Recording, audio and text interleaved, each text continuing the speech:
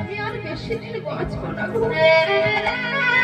আমার যে বড় জ্বালা, আমার বড় যন্ত্রণা,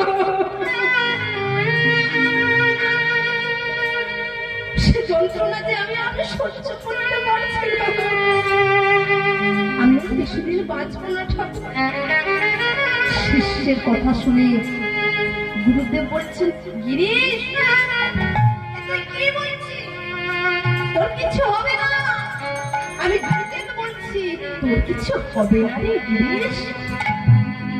শোন, দীক্ষা যখন আমি তোকে দিয়েছি, শিষ্য যখন আমি তোকে করেছি, ওরে দীক্ষার সময় তোর যা কিছু সকল কিছু তো আমার হয়ে গেছে রে।